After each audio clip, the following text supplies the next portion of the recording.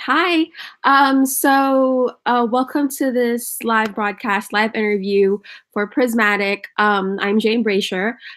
Just to give you a little bit of background, Prismatic is an online news website and resource for having all the different sides of an issue.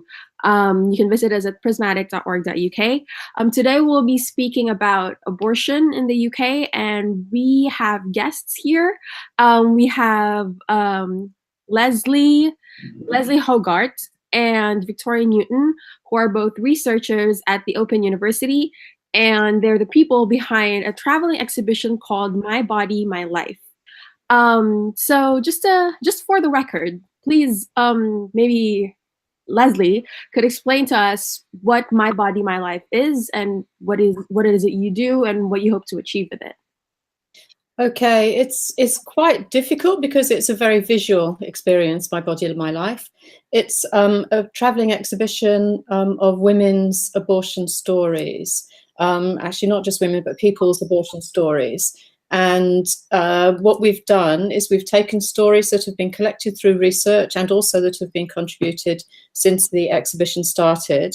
Most of the stories are displayed on items of clothing. So there's 3 clothing racks, and they'll have a snippet of each story on the clothing and a longer part of the story in the clothing. We've got video booths as well, and we also collect stories as we go along. So it's a storytelling exhibition. And as it's interactive, it's really becoming a story sharing exhibition. It's very visually attractive. It's got posters around as well. The clothing looks very beautiful. It's a pretty clever design, but really it's at the heart of it. It's the stories of abortion, of people who have abortions. Is it all just clothing or shirts? The main element is clothing, but we also have video booths as well, which look like a little bit like changing booths, and you go into those changing booths, and we have videos there where we've got actors who are acting out some of the stories. We've also got a storyboard where people will write their story and pin them up on the storyboard. So those are the 3 main elements, really, of the exhibition. Maybe Victoria can answer this one. When and how did you come up with the idea for My Body, My Life, and what propelled you to start it? Well, actually, the actual motivation for My Body, My Life came out of a research project that Leslie and I undertook. And in that project, we interviewed 36 young women aged 16 to 24 who'd undergone an abortion or more than one abortion. And what we found was that for all the women, really, they were aware of abortion stigma, but they felt it to various degrees. And I suppose for a lot of them, just speaking to us as researchers about their abortion was one of the first times that they'd had chance to speak about it. So really what we wanted to do was to open up the silence and secrecy around abortion, really, and to bring it more into the public domain. So that's why we sort of thought about developing this storytelling exhibition to really put women's actual stories out there, and to challenge some of this stigma. And also, like, a lot of the research participants didn't know that 1 in 3 women would have an abortion during their lifetime. So, it was really just about raising awareness about the issue. That's interesting. Because I initially thought, that this was a thesis project. Well, I kind of guessed, that it was a thesis project that kind of ballooned and expanded. Yeah, go ahead. Oh no, sorry. Yeah, it's not. It wasn't a thesis project. It's grounded in a research project. So a funded research project. Okay. So when did you start this again? What year, I guess, specifically? It was between 2012 and 2014 was when we did the research. Okay. And then, as I understand it, you research and call data on abortion in Britain. And then what have been the major revelations from your research? And what have been the key things you've learned from it so far? Leslie, shall I, or? Yeah, you can, or do you want me to chip in here?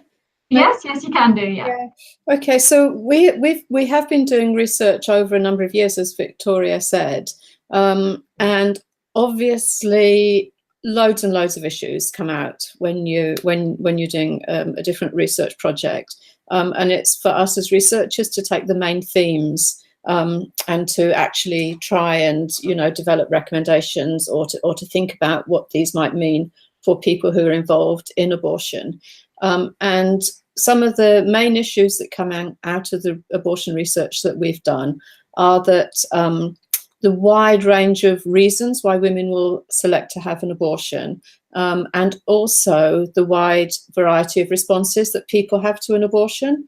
So, and that was a big impetus for the exhibition, in that some women felt very uncomfortable with their decision. They really felt that they'd done something that was maybe morally wrong. Whereas other women were very much more, they found themselves pregnant when they didn't want to be, they didn't like being in that situation, and they decided to have an abortion, and they were pretty comfortable with that. And there was such a huge range of experiences. And the thing that we felt that was becoming really obvious was that the role that abortion stigma had to play in these responses and decisions that people are making around abortion. So, like Victoria talked about, the secrecy and the silence, there's a vicious circle whereby abortion stigma generates this feeling that people want to keep their abortion secret, that they want to be silent about it, but then that in itself perpetuates and contributes to abortion stigma also. So we're not the only people, but there is quite a movement towards actually thinking of creative ways of challenging abortion-related stigma, and that's something that came out very powerfully as a need for everybody, really, not just people that have an abortion, but for abortion providers and for general public to just be much, much more aware of how common abortion is, how really anybody could be involved in an abortion decision sometime during their lifetime, whether it's themselves or a relative or a friend. And in fact, many people probably are completely unaware that their friends or relatives may have had an abortion or be faced with being part of that decision-making process. So we wanted to reflect that in the exhibition and to pull these stories out into the open. What's actually interesting is I read somewhere as well that women who have had abortions struggled with it, particularly because there's this sense that if you're pro-abortion, or if you've done it, it's like you shouldn't be allowed to mourn the child you lost. So I think that's one of the underlying issues as well. Were you able to address that or encounter stories like that as well, where women struggle to deal with mourning something that they lost, even if it was a choice that they made? Yes, that was definitely something that came up in the research project, and then during the course of the exhibition as well. This is a story that recurs when people come and visit the exhibition. And lots of women who visited the exhibition will say, that they had an abortion maybe 10 years ago, sometimes, 25, 30 years ago, that they've not been able to talk about it, that it's, that they've not been able to mourn as well. That is something that people do talk about, yeah. Do you feel that the exhibition has been sort of therapeutic as well for these women? Yes, very much so. Yeah. In fact, that's been quite that has been quite an eye-opener. We'd expected that there would be lots of women coming who would talk about their experiences and that it might be quite challenging for them. And we sort of half anticipated it, and we prepared the volunteers for that eventuality. But the extent of it has surprised even us.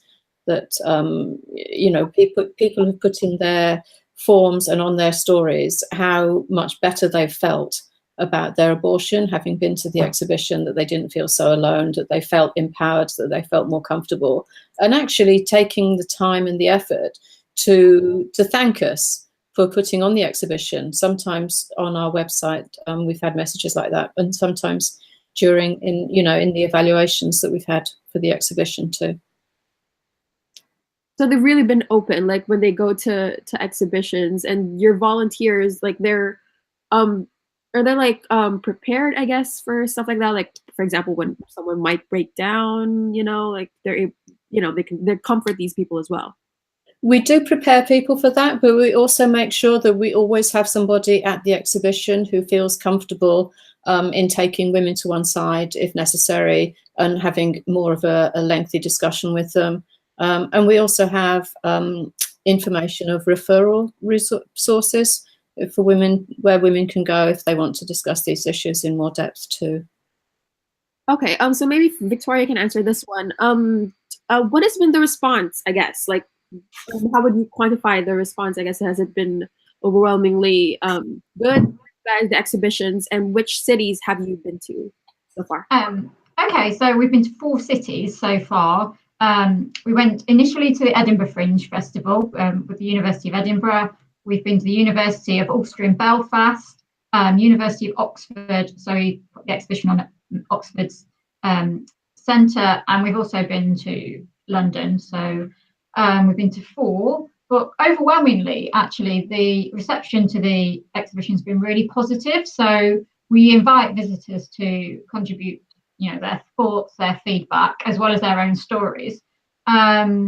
And many have said that it's just a much needed exhibition, that, it's helped them feel better about their abortion experience if they've had one, but also that it's just opened up the debate. So it's allowed them to, realise actually this is quite a common procedure. They weren't aware how common. And yeah, I think carrying on from what Leslie said, that the women that have contributed their stories, well, women and men on the swing tags, that for some of them it's the first time that they've really had a chance to talk about and share their abortion experience, and that in itself has been quite cathartic. The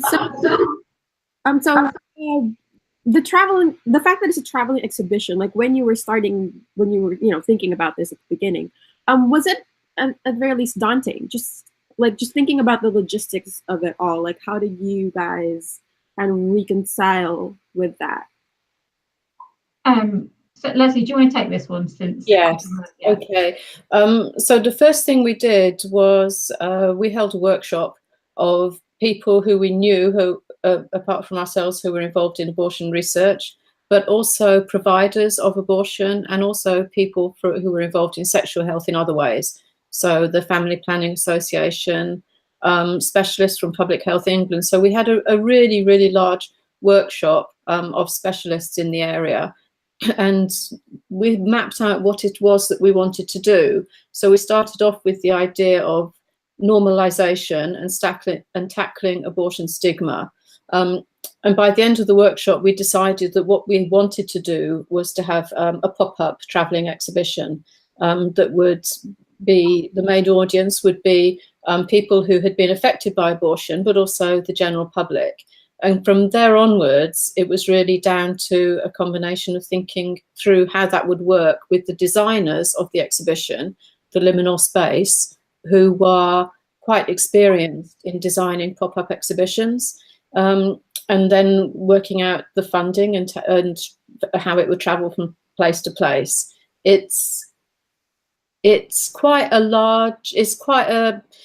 difficult to set up the exhibition. So they're involved in setting up the exhibition in each place, and obviously we have to budget for that, and we have a large van. The exhibition is packed up at the end of each exhibition. It goes into storage and then it's taken out again, and it takes a day to set it up and about half a day to take it down. We've also got a smaller exhibition that is about half the size that we've used on just once. We took it to the Women's Trade Union Conference. They have an annual conference, and we took it to that conference. But that's something that we're experimenting with, is taking a scaled down version of the exhibition that takes maybe only a couple of hours to set up and take down to various conferences. So the first exhibition was in 2017, is that right? Yeah, in August, I think. Yeah, August 2017. And then you finished, your last stop was London, I think that was? Yeah, that's right, in February. Oh, February, okay. So we talked about the overwhelming response and how it's been really good, but abortion is a very divisive issue. So did you experience any hostility while on the road, and how have you dealt with it? Any of you can answer this. Okay. Well, I think I'll answer that because I've probably been to more space, and it would be nice if Victoria sort of commented on the exhibitions that she was at as well. But the only place where we really had significant hostility was Oxford. I'm not quite sure why that was. Other places we've had very, very limited hostility. And really the form it takes is people just coming in and objecting to what we're saying.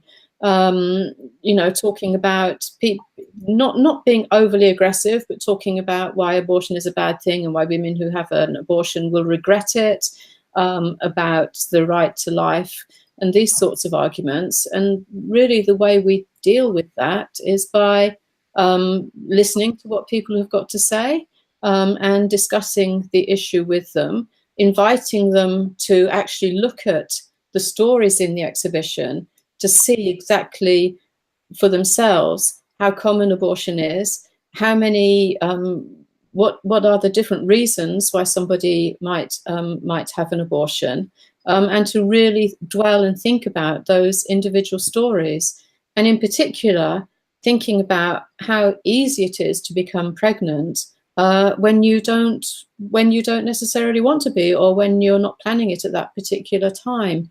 And that's something that anti-abortionists sort of draw upon a lot in their discourse, is, well, women have an abortion because they can't be bothered to use contraception, or they're using abortion as contraception. And these stories show that that's absolutely not the case. So, with people who are very hostile, we discuss these issues with them. We're not likely to change many people's minds, but people who've come with a little bit of hostility, who are a little bit uncertain about the issue, I think the exhibition has definitely changed people's opinions. And we've seen that with people who we've been talking about it, talking about the exhibition with, who've said that they have, begun to think about the issue a little bit differently. So I think it's not necessarily the people who have their minds convinced before they come in and who are initially hostile, but for those who are a little bit surprised, and are thinking about the issue in a slightly different way by the end of the exhibition, that it's been most effective. What about you, Victoria? Any experience on the road? Not too much. I think it's just, as Leslie said, we did a little bit in Oxford, but by and large, it's just been really well received. People do come in and they challenge your views, and you try and discuss things with them. But I think because the exhibition is grounded in real women's stories in their words, it's sort of quite powerful, and it's I suppose it puts the human into it, so it makes it I suppose how do you dispute that? I think it's just that the exhibition in itself is quite quietly powerful, and it shows such a range of experiences and emotional responses to abortion that this is a space that is for everyone really to come in and to discuss. And we don't turn anyone away who wants to contribute their story. So in that way, I think we've sort of tried to mitigate perhaps some more negative responses, because it's a space for everyone, not so yeah. Sorry, just can I add something to that? So one of the things that people who might have a little hostility do ask us, and they come into the exhibition, and they sort of say before they've even really looked at the exhibition, but you don't have any stories that show regret. Because this is a big issue at the moment with people who are hostile towards abortion. And we're actually able to say, well, we do, and yes, if you have a good look through, you will see stories here of women who have felt that they had to have an abortion. It's not what they wanted, but they had to have an abortion. And some of these women did regret it. But that doesn't necessarily mean they didn't make the right decision for themselves at the time. And you can actually see the women working those things through in the stories that we tell in the exhibition. So that's sort of, I think, quite powerful and important aspect of the exhibition too. It is actually. I like the fact that it's not, I guess, not one dimensional, because it's not just one perspective of abortion where a woman wanted to do it and had no regrets whatsoever. Yeah, that's right. Different types of different emotions that the women go through when they undergo an abortion. So there were no pickup lines, nothing like that. So it was just like people yelling, or no, just like literally coming over and having a discussion. Coming over and having a discussion, not really, no picket lines. And in Oxford, we had some evening meetings, and so people who were hostile would make their points in the evening meetings. But no aggressive behaviour that I witnessed. Were you able to change some people's minds? Do you think? I think so. I wouldn't say that we would change somebody's mind who was an anti-abortionist, and who walked into the exhibition and left being pro-choice. I think that would be a bit of a stretch. But I think we certainly changed people's minds who were uncertain about what to think about abortion, and probably moved. In fact, some people told us that at the beginning of the discussion, they didn't really agree with abortion. That's the way people talk about it. We don't really agree with abortion, and we don't think women should have an abortion.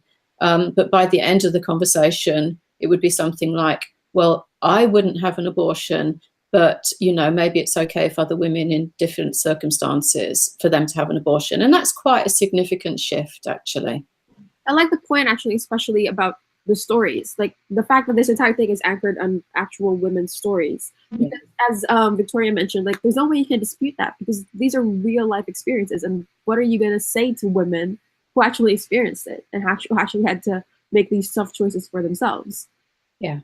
Yeah, it's very hard to go against that. But so yeah, aside from eradicating the stigma around abortion, are there any policy changes, I guess, that you would want to happen surrounding the issues of abortion and women as a result of the exhibition that you're doing? As a result of the exhibition, well, I think the exhibition is part of a whole debate and discussion around abortion in the UK at the moment. So we would definitely position ourselves in the debate that's going on around decriminalisation of abortion.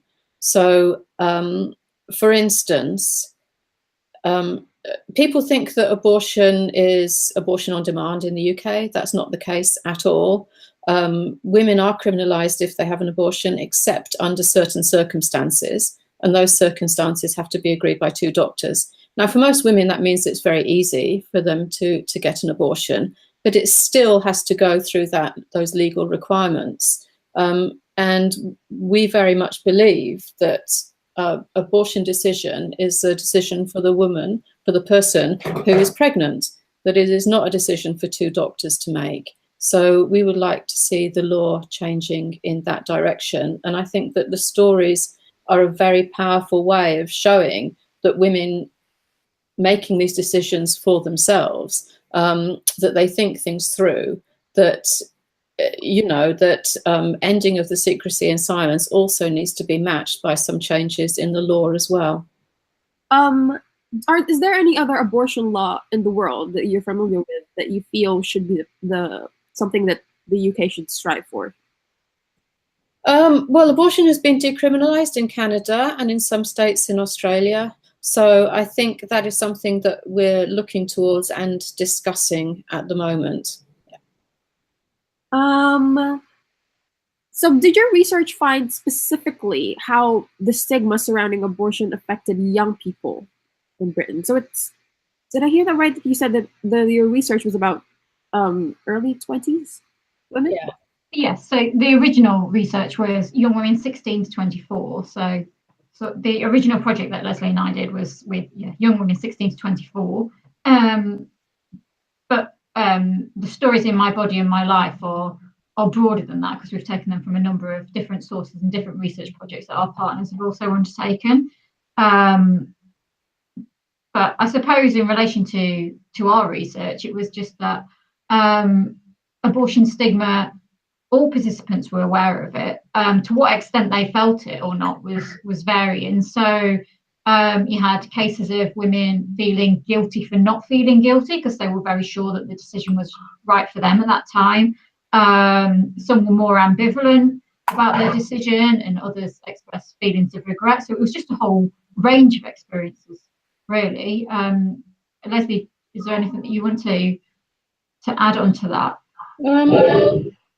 I think Victoria's explained that really clearly, what we found in our project.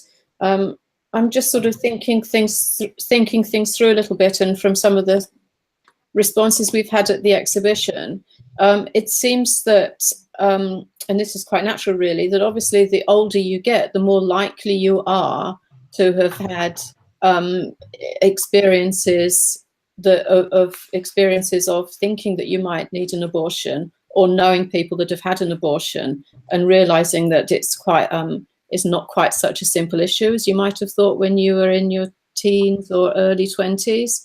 That, you know, life creates experiences that makes people think about the way they think about these difficult issues. So I think that in that way, it's somehow more stark for young people. And certainly in this country, they're coming out of sex and relationships education, in which abortion isn't really taught as a sexual health issue, but it's taught as in religious studies, which automatically puts it on a footing of thinking about, is abortion right or wrong? Is it moral? Is it amoral? Is it immoral? Which is entirely the wrong way to be thinking about abortion. The way we should be thinking about abortion is that it happens, that people become pregnant when they don't want to be, and then so what do you do? So young people aren't really being prepared in sexual relationships education for those sorts of discussions and those sorts of the conversations and decisions that they may have to make, or they may have to help somebody make. Just going back earlier to the policy discussion a little bit, are you aware of any moves to kind of update the law at the moment, the Parliament or anything like that?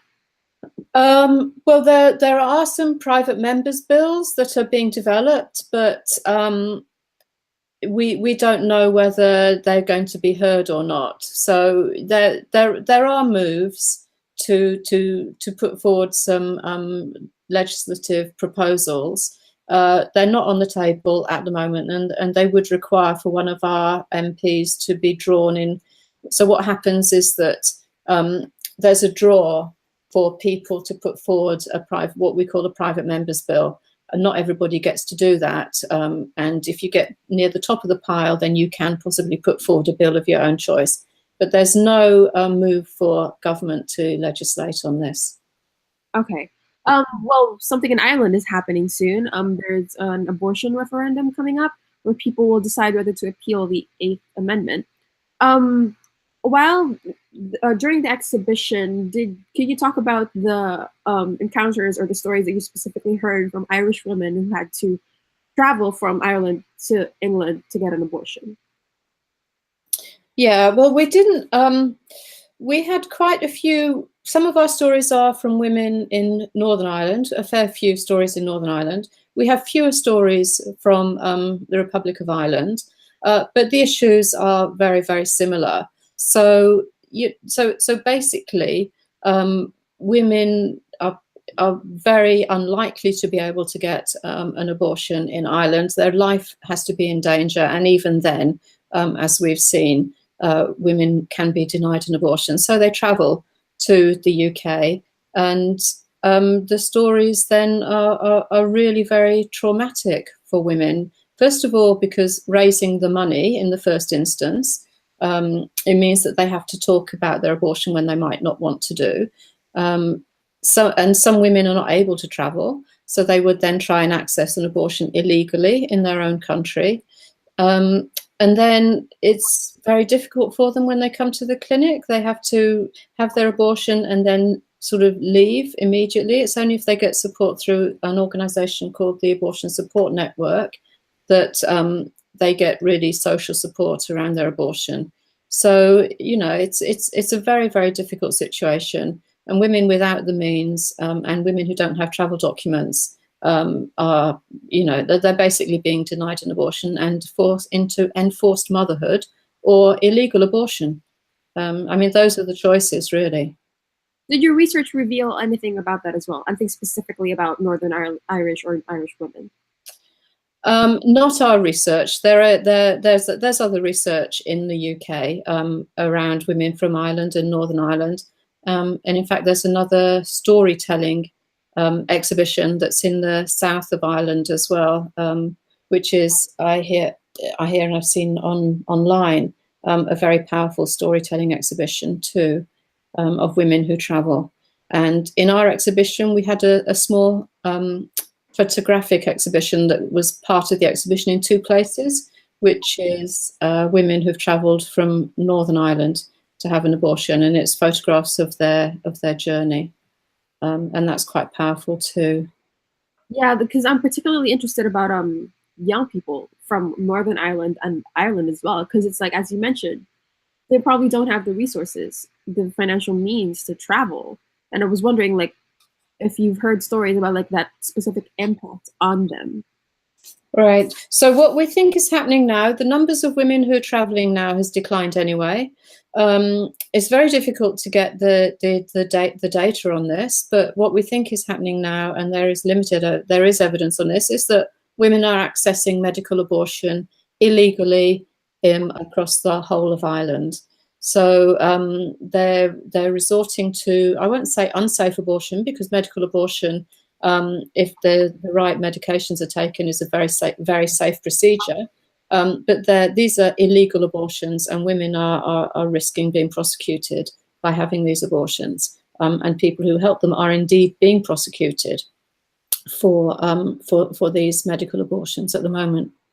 So I'm taking a chance here. I'm not sure if either of you have any idea about this, but just what do you see is the reason why the issue of abortion in Ireland and Northern Ireland is so divisive, and why hasn't it been made legal there? Well, obviously, religion is very important. Both Northern Ireland and the Republic are religious, have got religious strength, but it goes beyond religion, really. So I think that you find in there's people who are much better qualified than me to talk to you about this, but I think that you find in countries where women find it difficult to access an abortion, where the law is very strict and abortion is basically illegal, are also countries where there's very limited equality. So those two things go hand in hand. These are very patriarchal societies, very male dominated. They're away from women's equality, and abortion is very difficult to access. So, and I think that's not just Ireland, that's around the world if you really look into it. What about you, Victoria? Any thoughts about this? I think Leslie's probably more of a better position to talk on it than me. I didn't go to the exhibition in Ireland, but yeah, I just think it's a different sort of religious and political landscape it's just a different, slightly different from the UK. You went to Belfast. So how was that? Sorry, I didn't catch that. You went to Belfast, is that right? Yes, Leslie we took the exhibition to Belfast, yeah. How was it? How was the reception there? The reception in Belfast was very positive. Unfortunately, we were there during some of the worst weather this winter. So we had blizzards and snowstorms, but we still had a lot of people coming by. And yeah, it was, I would say in general that the people who came to the exhibition were people who'd been touched by abortion in some way. So they made an effort to come to the exhibition.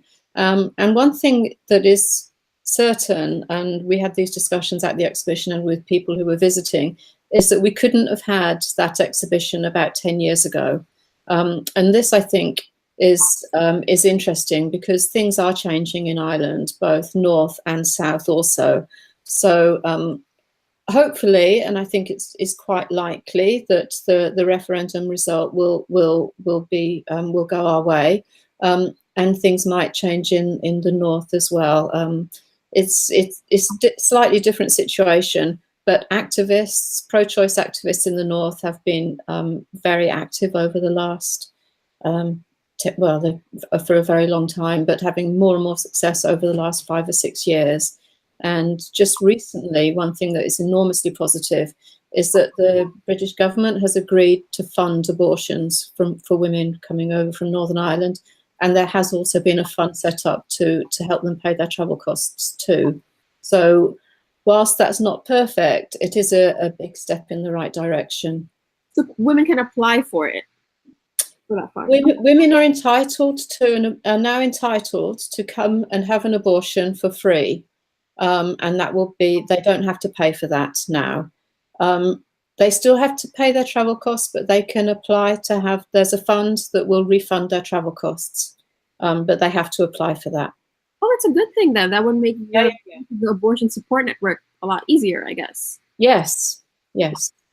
So right before we round things out, I wanted to clarify first, like with the exhibition, with the shirts and all of that, people could purchase that, right?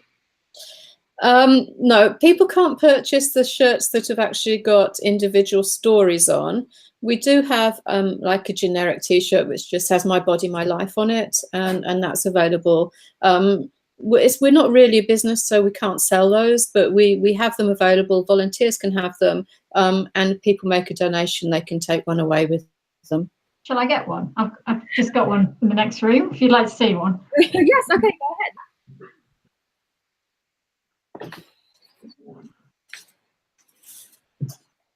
It's funny, people do ask about the clothing in the exhibition, whether or not it's for sale. Anyway, Victoria's got the "My Body, My Life" t-shirt.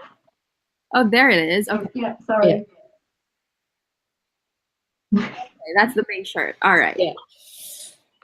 So final question, I guess, just to round things out. What's in the immediate and far future for My Body, My Life? Where are you going next? What are your other plans? Are you planning to expand the exhibition or to include like artwork, for example, apart from just T-shirts or whatever? Yeah, we would love to. We've come to the end of the current funding, but we hope that we are going to apply for some more money from various sources, and we want to take the exhibition to more cities. So we've not yet been to the north of England. And really to do some more events around the exhibition. So to do more evening events, get involved with theatre companies, to make links with schools and colleges. And yeah, I don't know, possibly make links with other initiatives or organisations that are doing similar things. Just maintain momentum, I suppose. We just want to keep going because we've had such a good response so far. It seems a shame. We want to keep it going and keep it sort of a living exhibition so women can continue to contribute their stories.